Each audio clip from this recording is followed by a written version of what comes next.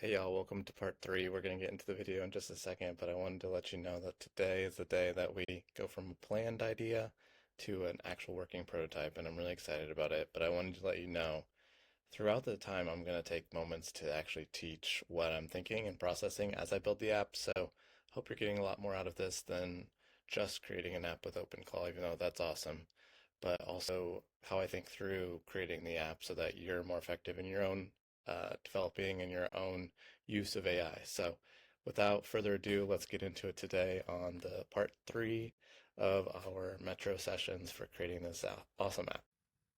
All right, so I just talked to my bot and asked it to find the calorie tracking information from what we've been doing, and then just to look at memory from the last few days. If you remember, uh, it'll sometimes say like, all right, great, I saved that idea to 2026, 0618, like this one, and I updated it. So it takes information of what you're doing every day and it writes like a little log. So it'll help the bot for today, which is probably completely fresh.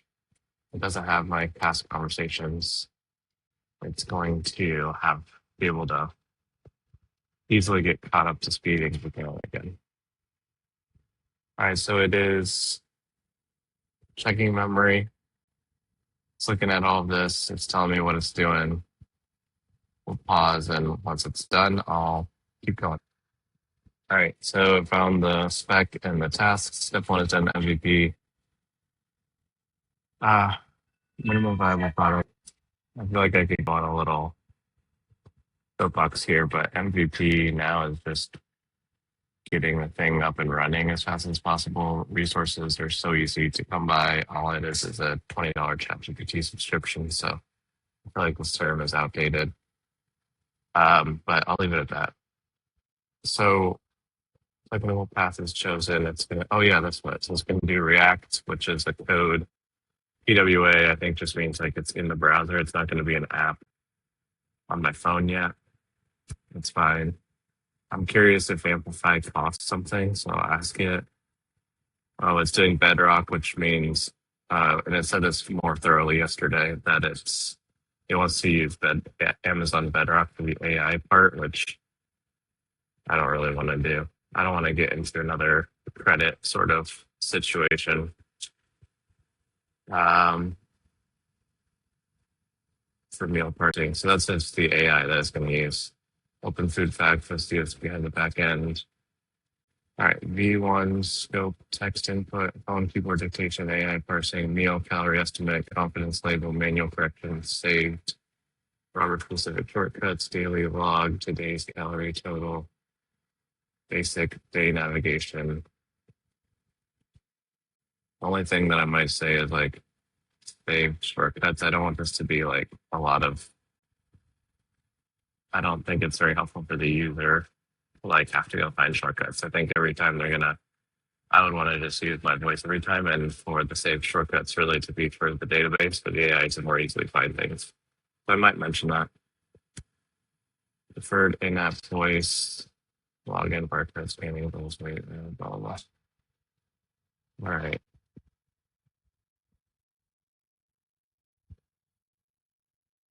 So we'll go ahead and type it. All right, so while I pause the video, I just asked it some questions. I'll get to those. I just found on the Stale project, it said that it was step one, even though it's step 1 and 2 are complete, so it changed it, so that's fine. Love when it just does things, especially things that I'm wanting to do if it asks me permission. And then it just says last few days of work, blah, blah, blah, blah, next step. I'm just design the exact meal logging flow before building. All right, I really want to get to actually building, so what did I ask you? I asked it, does Amplify cost anything? Because Amplify is like a service that AWS does on top of their resources. The resources like just a EC2 computer, right? That's what they call their computers, EC2. And services are like, I'm forgetting the names of some, but basically it makes it so that they like use their own resources, but they make it easier to set up. So like they would combine multiple resources, and you'd be able to like just deploy a whole app with their service. And sometimes they're awesome, and they're like, we don't charge you for any of the service, we just charge you for the resources. It'd be like going to a grocery store and getting like a meal prep kit, and it's like a whole meal that's already cooked. You just heat it up, and instead of paying like the extra that would typically cost to have like a prepackaged meal, you would just pay for the raw ingredients. And that's kind of how it is with AWS. Sometimes they'll have these services that actually cost nothing. They're just still charging you for the bottom layer. It just does create a little bit of vendor lock-in, which is another spiel that we don't need to get into. But um, the general gist is I just want to see what it costs. What other options do we have besides AWS? So here's a good lesson. Basically, I was like, I could just ask it that, but I told it why I'm asking. I don't want to deal with their credits, and I just want to use my ChatGPT subscription. Like that would be the best. Just use the same information that I'm using for you right now. And then I said save driver specific shortcuts. Those are like when like I'm imagining it thinks that I want like shortcuts in my app for like yesterday's breakfast and stuff. I just said you can save those in the database, but I don't want them to take up screen real estate. I don't want the user to have to decide on another way to enter info. They'll just always use voice to text. And the AI will be good about remembering fast foods because it's saved then in the database, not in the UI. User interface is UI. What this means what the person sees on the screen. Pay as you go, but a tiny prototype should be near free. That's why I like AWS. Current official Amplify hosting free tiers include sweet. So it's not through clear basically. All right, that I could deal with that. Backend pieces, Lambda and Dynamo have their own free tiers too. Yeah, I know.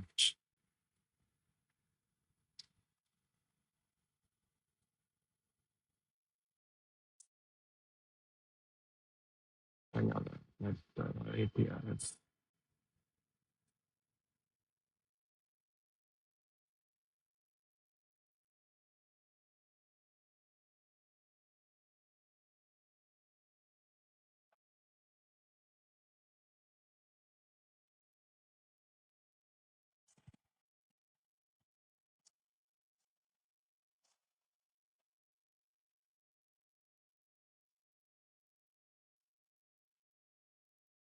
right. So it's saying that it should be invisible. Great. Yeah, I mean, I could go learn Bedrock, and it might actually be a better option, but I just don't want to. I want to get this app going. But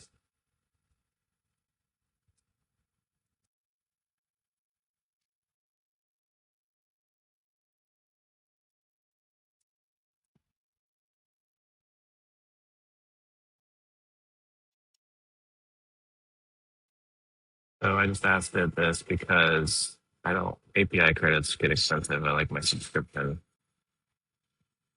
and I just threw in the word OAuth, even though I don't know what it means, but I've seen it before.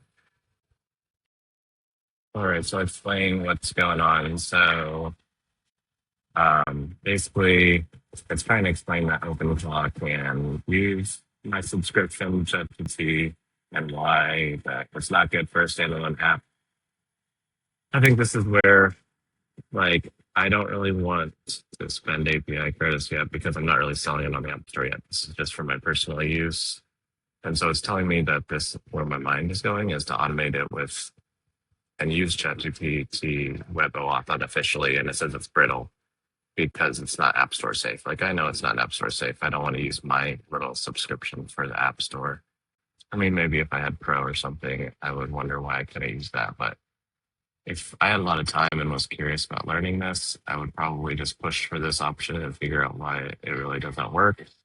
But I just want to get this thing going. I'm willing to spend some OpenAI credits just to do it. So then I said, all right, I want to build it. So it said I'll finish step 3, and then I'll start building a local version really quick, and I'll do a mock AI parser just so I can test out the flow. So now it's running, and I'll pause it and we'll see what it comes up with. All right, I'm excited. All right, so we got go for it at 7:43, and I cut down at 7:48. So it took it 5 minutes.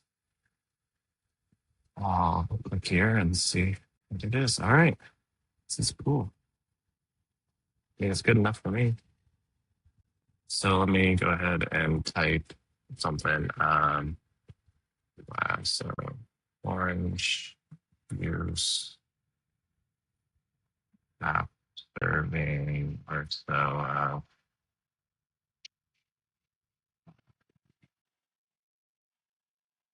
Milk. You know my breakfast. See if it works. How did it do it that fast? To me, that doesn't make any sense. And it's definitely not 610 calories. Oh, placeholder estimate, placeholder estimate, placeholder estimate. Okay. Estimate. Is this the confidence low? I don't want the user to see that. Okay. One screen tracker, today's calorie total on day navigation, fixed box. Mock estimate, confidence label. I don't like the confidence label. The user should know that the app is not like we planted it. The app is confident. Let me start put memory. Yeah, thank you. Okay. Okay. I think it's my bad, even though it's not a real thing. Um,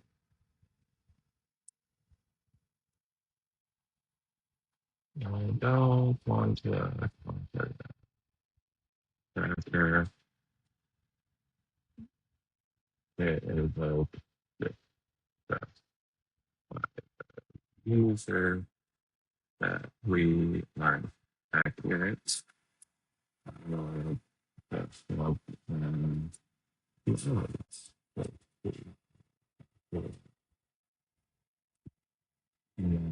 better we get off that. Like, if it's not accurate, obviously, the other day they have to have a target. Um, what else? What's next? I so we actually for looking up.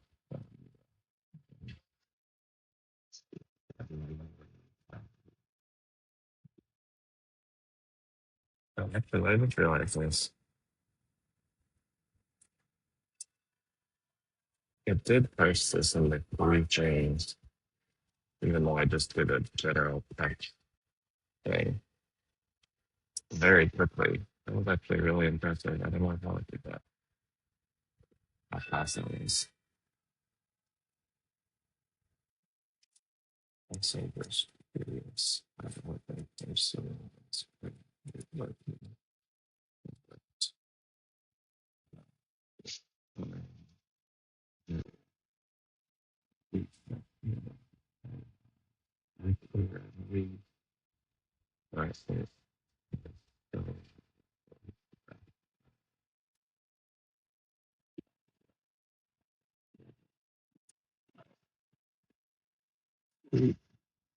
Well, guys, if you've never seen somebody build with AI, this is probably blowing you away right now, like it did for me at first. I took it 5 minutes. It took what I was talking about with it, and it made this app. While this is running, let me describe a little bit of the difference between AIs. So, if you're technical, you're like, we don't need OpenClaw, just use Cloud Crow, blah, blah, blah, blah, blah, blah. But that's like for technical people to understand code. It's like, oh, it's super easy. You just like know different languages and you have different like frameworks and different sheets and I don't know, all that stuff.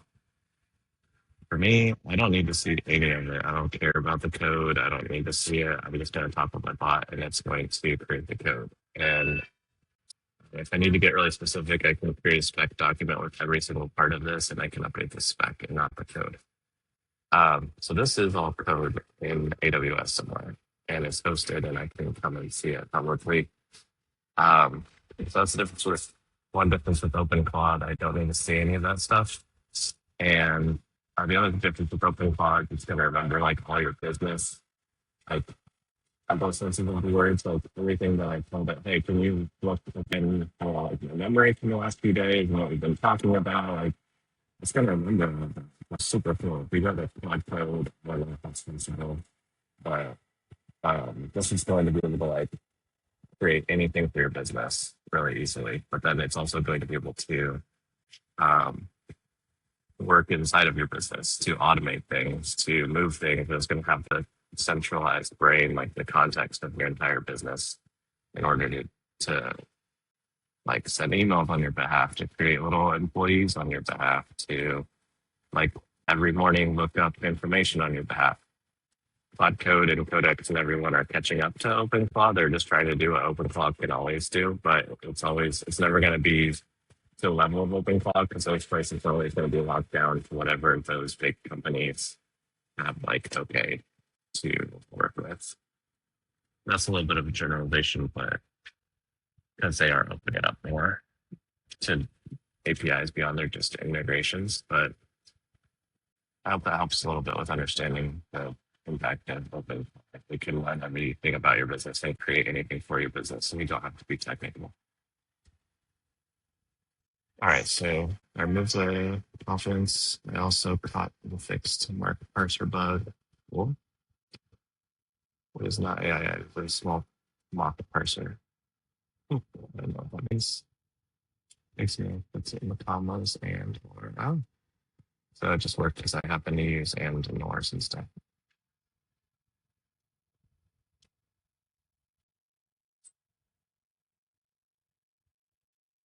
Yeah.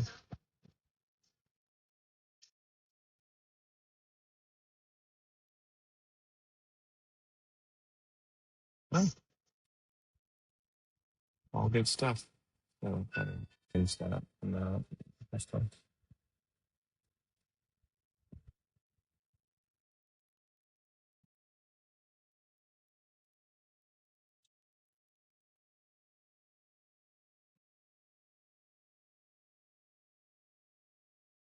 Cool. So it needs the OpenAI key, API key.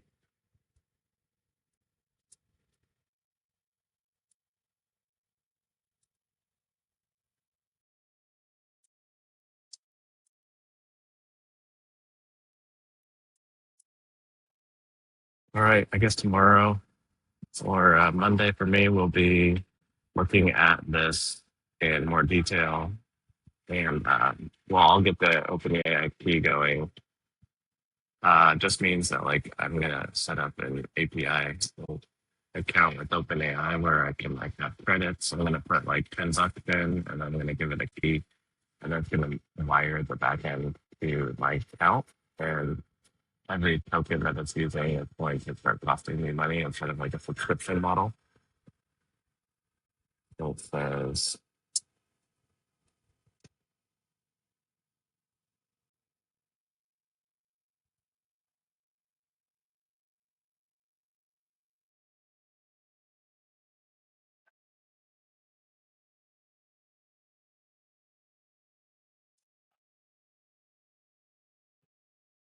right. So I'm not talking, but